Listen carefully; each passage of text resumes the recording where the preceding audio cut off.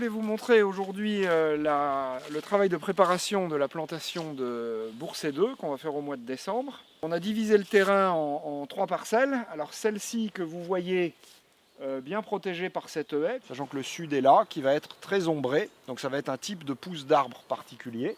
Alors que les 2 autres parcelles, ici et là, seront des parcelles ensoleillées. Donc on va pouvoir mesurer la différence d'impact entre la présence au soleil ou pas. Alors la grosse différence par rapport à l'année dernière, c'est que comme vous voyez, on a commencé à labourer le sol pour voir si on arrive à avoir un meilleur résultat de reprise encore que l'année dernière, avec un travail du sol qui reste quand même superficiel et léger. On va ici tester donc 3 techniques de paillage différentes. Un avec du carton, comme en permaculture. Le deuxième, c'est un paillage classique à la méthode Miyawaki, qui est donc juste une couche de paille, 10-15 cm de paille.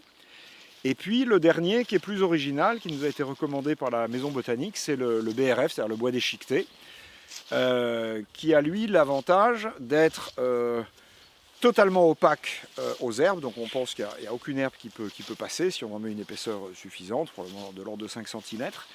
Et ça préserve extrêmement bien la fraîcheur et l'humidité du sol. Et quand ce bois raméal fragmenté, bois déchiqueté, se décompose dans les années qui suivent, eh bien ça va nourrir les plants. Donc c'est un avantage significatif. Alors en face, ce que vous avez vu, c'est qu'on est passé à travers des petits chemins marqués avec ces bandes de chantier, parce que cette plantation va être labellisée par le FSC, donc nous préparons à suivre les recommandations du FSC, et notamment parmi les services écosystémiques recommandés par le FSC, le bois, la captation de l'eau, la lutte contre l'érosion. Le FSC recommande aussi de pouvoir garder dans les forêts un rôle récréatif. Donc ici on a fait des petites allées où les propriétaires, leurs amis, les gens du village pourront se promener dans les arbres et avoir une vision de très très près du petit chemin.